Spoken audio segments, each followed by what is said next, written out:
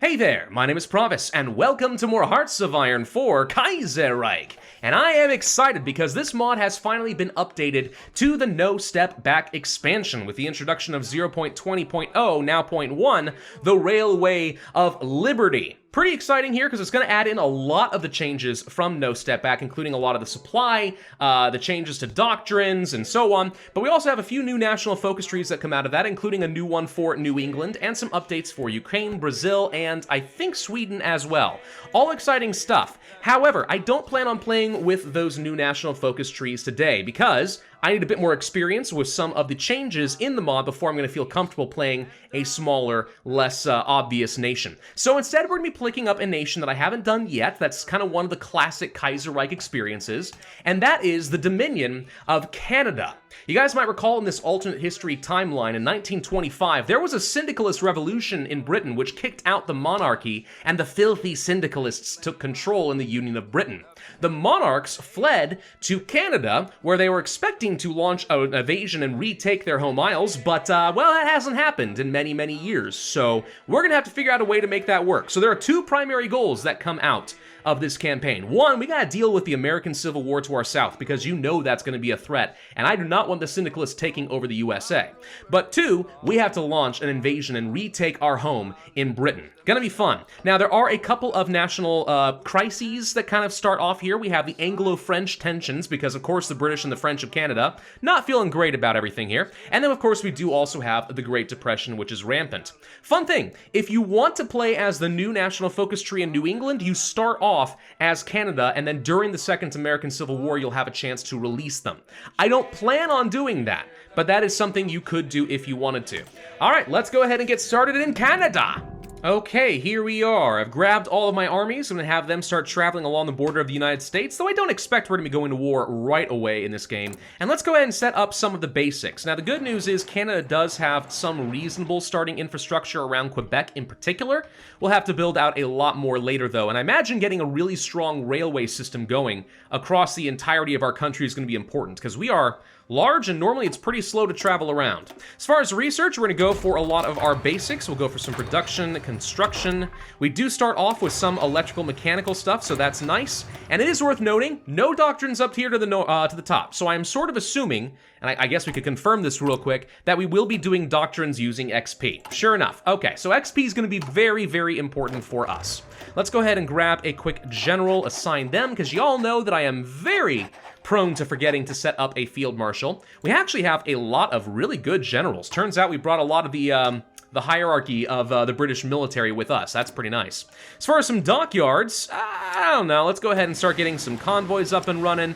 We'll probably want to get some submarines going because submarines are usually pretty good. And also, I think I want to get some lighter ships because I'm pretty sure, if I remember correctly, there is going to be a mission somewhere where we have to control like some of the waters somewhere. We'll come back to all that later, but a good mix of some navy will be important. All right, national focus trees.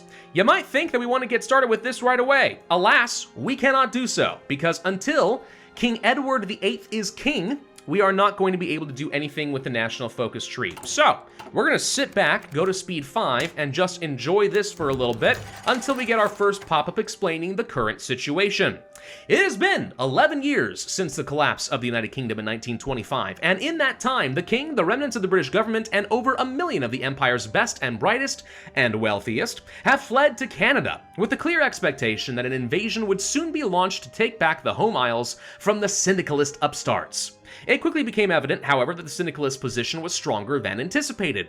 Early forays were rebuked, and the last decade has seen the Union of Britain become solidified and entrenched.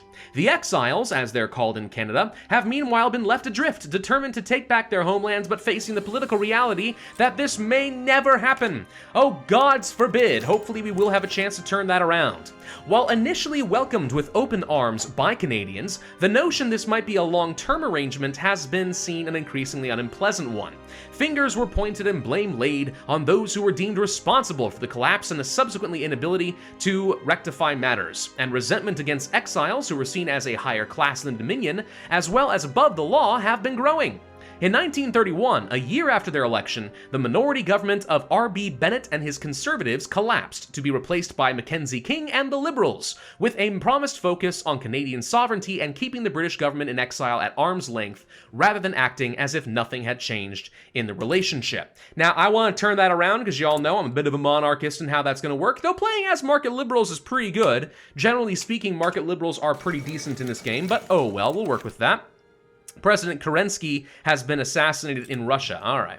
So this year, Mackenzie King and the Liberals are nearing the end of their term, and on top of the tribulations of the Great Depression, there is growing criticism that little progress has been made in resolving the political situation. George V lies on his deathbed, charging the Exiles and the Conservatives with bringing the empire back on track. His government clashes often with the Liberals, and the Canadian public appears split between those who would see matters come to a head and those who would prefer to abandon their ties to the Crown and the French exiles in Africa both. The upcoming election appears as if it will be the most divisive in Canadian history. Very exciting.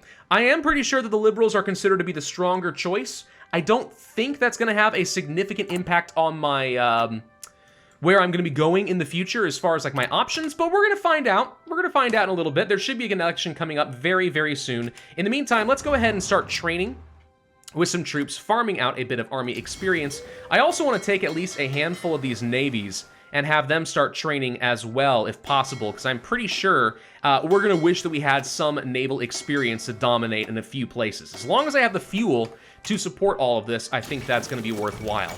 Now King George V is dead. In the last several months, George has been plagued by illness and his health has been failing. This fact has been kept from the public to keep up appearances while treatments were attempted, but it seems all was for naught. At 11:55 p.m. yesterday, the king died following a bout of severe fever. His eldest son and heir apparent, Prince Edward, has inherited the throne as Edward VIII and is expected to address the nation within the month. Unofficial coronation will take place in several months' time after an official mourning period for King George has been observed. We will now retire King George V, we will lose some stability, and now we get to finally work with the king's speech. What is Edward good at? He is an autocrat, apparently. We gain some political power, like that, lose some stability, gain some war support, and AI modifier focus on the offense. Obviously not relevant to me, but if another the AI was playing as Canada, they would prefer to focus on an offensive doctrine that would lead toward retaking Britain. Remember, in Kaiserreich, you're supposed to turn off historical AI focuses, so it's always kind of playing the odds as far as what the AI is going to do. We have an envoy from Transomer, an envoy from the petty military junta? I always forget how you're supposed to say that. I think it's junta. Of Transomer has come to visit His Majesty. In his speech, the envoy informed us that George's previous support for Kolchak's unsuccessful coup in Petrograd has assured us that this time the rogue admiral will triumph. However, he once again requests support from the Entente. Assure him he'll get everything he needs. We will give him some guns. Limited support will be enough, or he is an old buffoon. I will give up some guns. Seems reasonable enough. As long as this doesn't lead to something a bit more insane, I think we'll be all right. And we have been crowned the King of Great Britain. In a few days, a couple of weeks, we will give a speech. Edward, Prince of Wales, will be coronated as king of the Canadian political landscape. Yep, this is going to be fun. Afghanistan declares war on India. Yeah, that does happen. I'm pretty sure as Canada, we're going to try to reform the British Empire and trying to re-establish India as one of the crown jewels of the British Empire is going to be crucial because Canadian manpower, generally speaking, not considered that great. Black Monday, cool. We are about to have some really good fun as far as a Great Depression. There we go. All right, there goes some stability. We now have the Great Depression, which is making consumer goods, construction speed, and factory output a lot worse. Lovely. Call to arms from the French Republic. These guys down here. Okay, who are you fighting? A defensive war against the Afghanis. I guess we can assist with that. We are supposed to probably help in the Dominion of India. This is a chance to farm out some army experience, so I think this might be worth it. Let's stop with the training, and let's go ahead and quickly send over a bunch of troops, if we can. I'm going to start, though, by placing a quick fallback line along the river, and once my troops are safely deployed, then we can go ahead and push them up to the front. But for now, let's go ahead and do this. I'm not really feeling worried at home at this time. I'm okay with pulling off all of our troops. Not that we have a lot to offer in the first place, though, and usually the war between Afghanistan and India ends in a stalemate, so we'll see what happens there.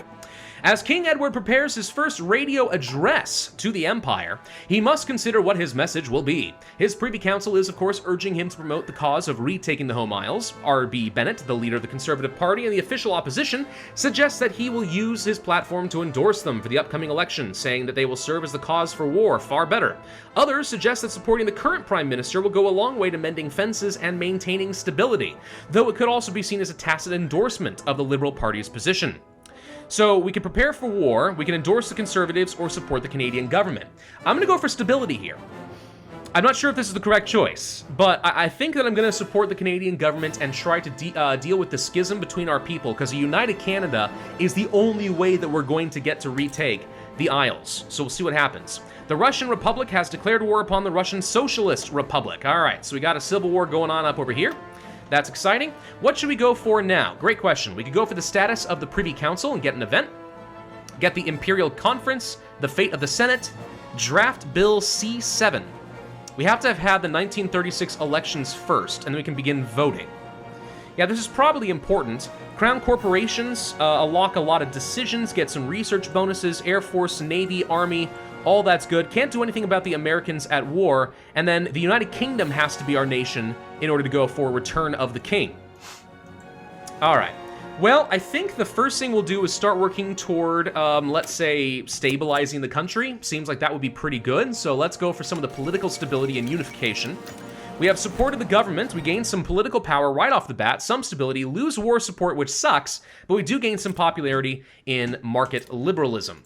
With a bit of extra experience, we can move immediately onto our early mobilization, and this is kind of always worth doing, because you can't just skip steps in Kaiserreich. So we might as well go ahead and get started on that, which is going to give me at least a little bit, not much, but a little bit more civilian power to work with. Austrian Empire withdraws from Italy. King Edward comments on the war.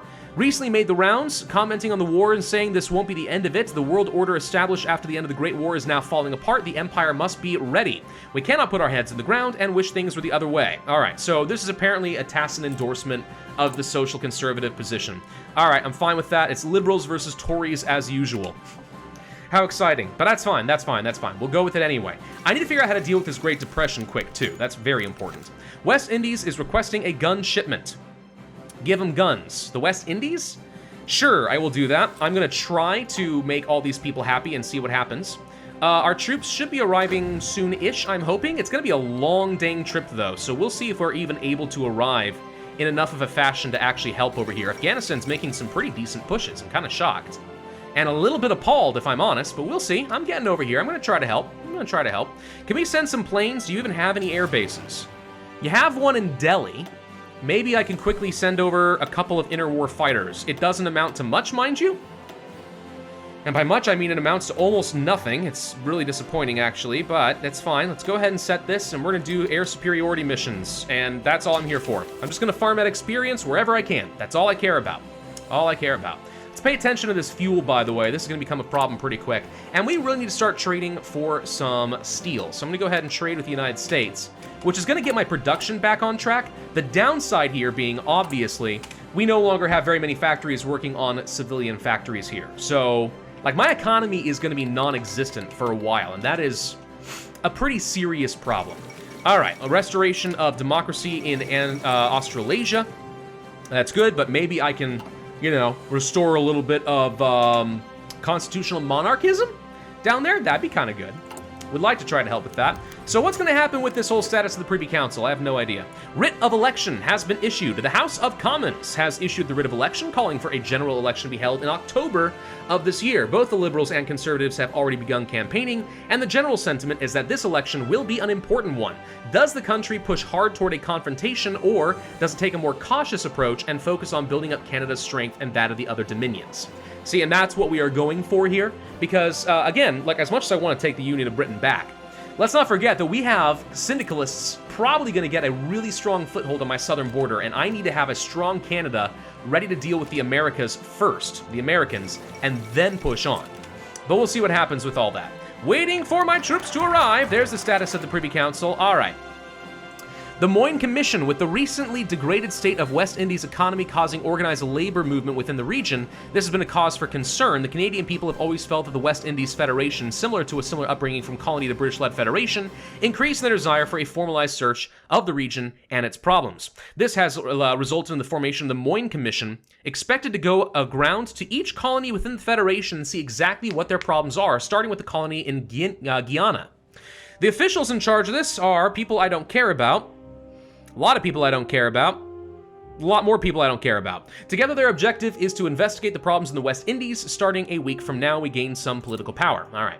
Status of the Privy Council. The British government in exile has operated on emergency powers for the last 10 years, existing without elections and unable to exercise legal influence outside of their status as the King's Privy Council. Recently, however, there have been indications that Austen Chamberlain's time is up. Many exiles see him as partly responsible for the loss of the Home Isles and have been urging King Edward to replace him. We could push the king to appoint a more moderate candidate, someone more likely to work with the Canadian government. We could also urge the king to call for an election among the exiles in Canada, though how much of a legal mandate that would give the new prime minister is questionable. Still, it's more democratic than an appointee. So we could have Henry Page Croft, which is a nationalist firebrand and a paternal autocrat. That's probably a really good way to try and retake Britain, but I don't think I want to do this. Does give me war support and attack, but loses political power. Influence of the British exiles will increase. We could decrease their power, go for some more political power. We get Robert Cecil, authoritarian Democrats, more political power and recruitable population, or a vote by the elections, or vote by the exiles. Anthony Eden, authoritarian Democrat, again, division recovery, stability, gain more stability, change in market liberalism. We're going to do that. Generally speaking, I think it's almost always good to try and have one party become a hegemony as far as ideology, but we'll see. Imperial Conference, let's instead go for the fate of the Senate first. I have no idea what's going to happen as far as the Federation. Do we even have any subjects? We do, just the West Indies themselves.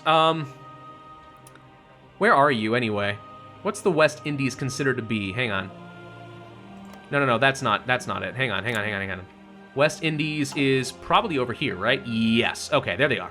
The West Indies Federation. So this is our subject that we're trying to figure out what's going on here in the Caribbean and in South America. Fair enough. Right. Because Britain did have colonies in that area that they controlled around this time frame. You forget about these things sometimes, even if it is an alternate history, though.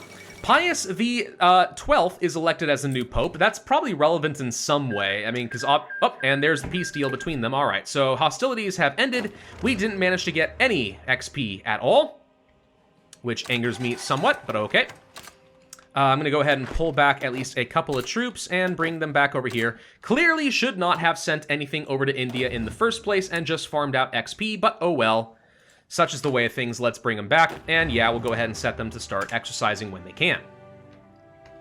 Alrighty then, fine, fair enough. Famine breaks out in Sichuan, that's fun. Waiting for the fate of the Senate. Bennett accuses the Liberals of inaction.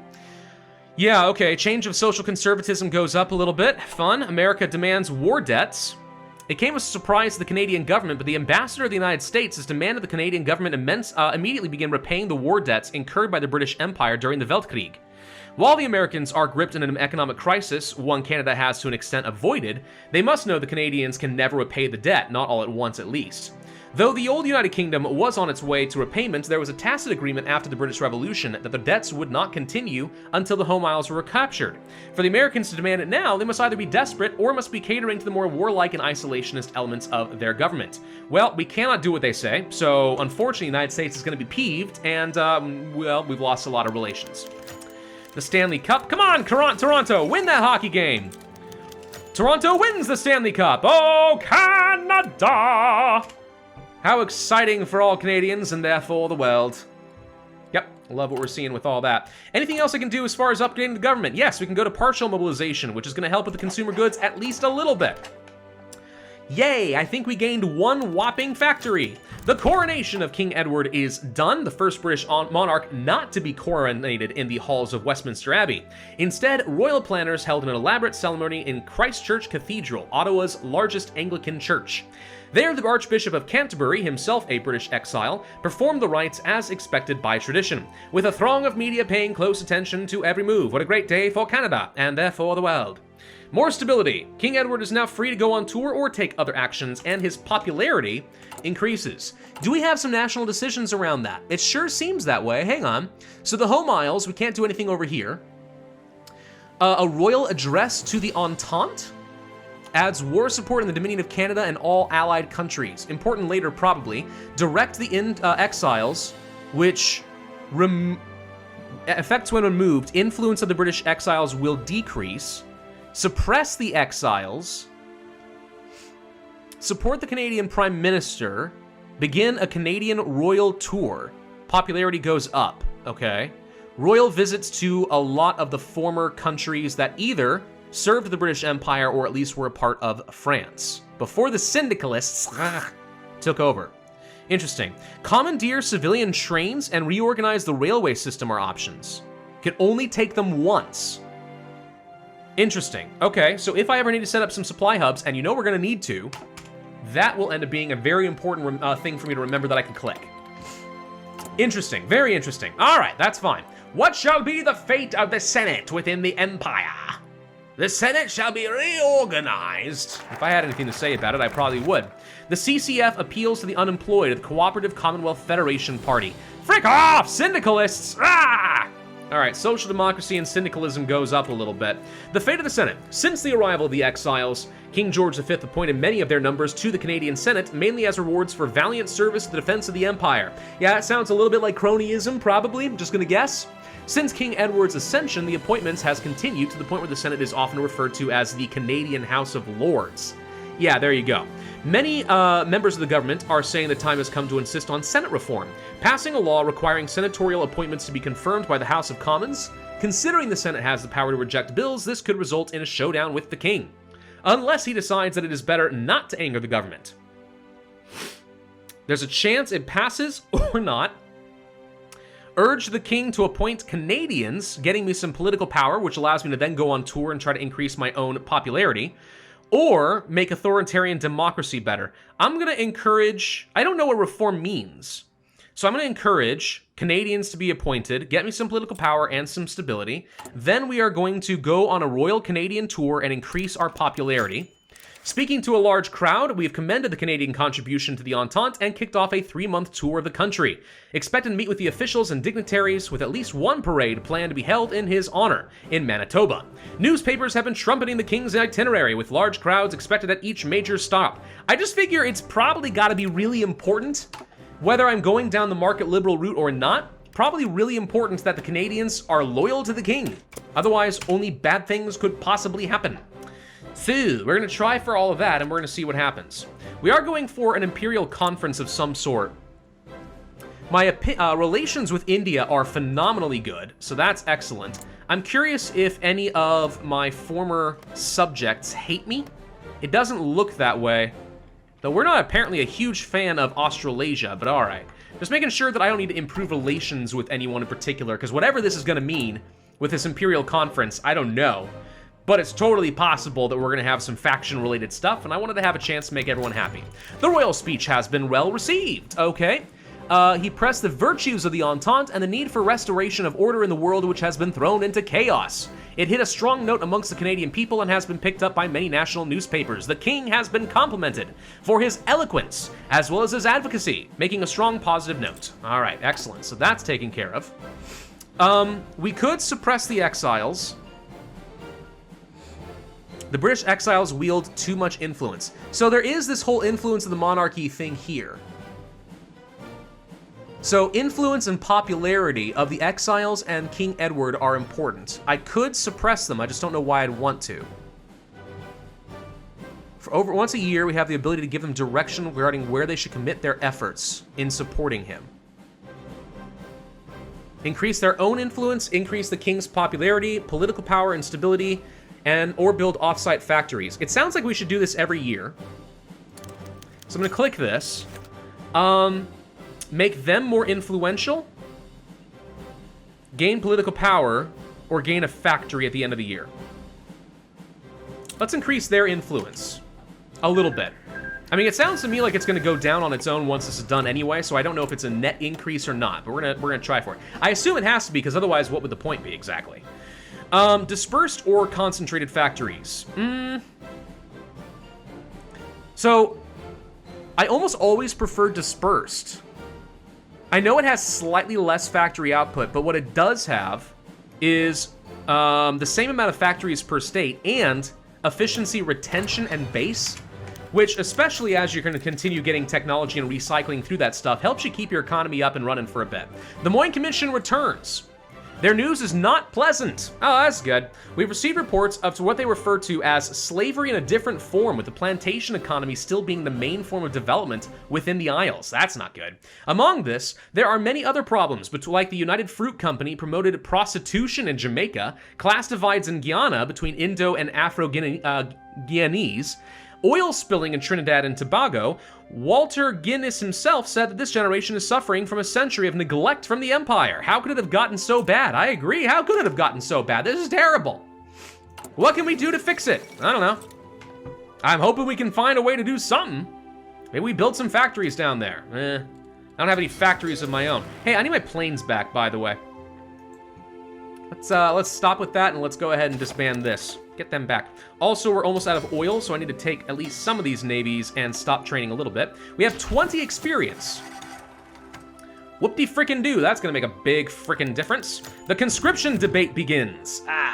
As expected, the most contentious issue of the election is proving the conscription. Both the Liberals and Conservatives have proposed a bill that has been known as C7, which will shape our preparations for war over the coming years.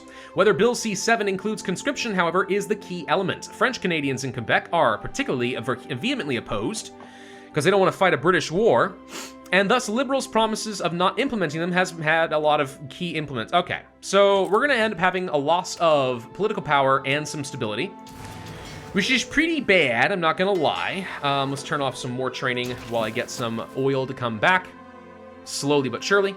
Yeah, that's gonna be a pretty big issue, because the thing is I really want manpower, but I also really need the political stability, so we're gonna see what happens with that. We've got the radio, let's go ahead and start working on some upgrades for our guns.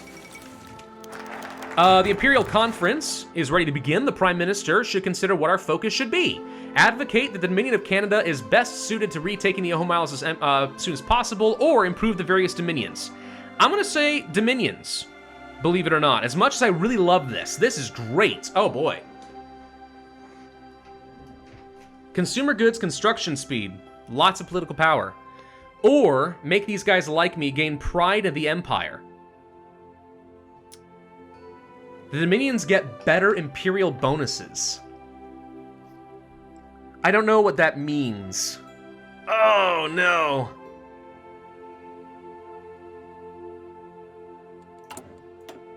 Is there going to be something in here at some point that's going to allow me to deal with my dominions abroad? I mean, here's the thing. They already like me, right?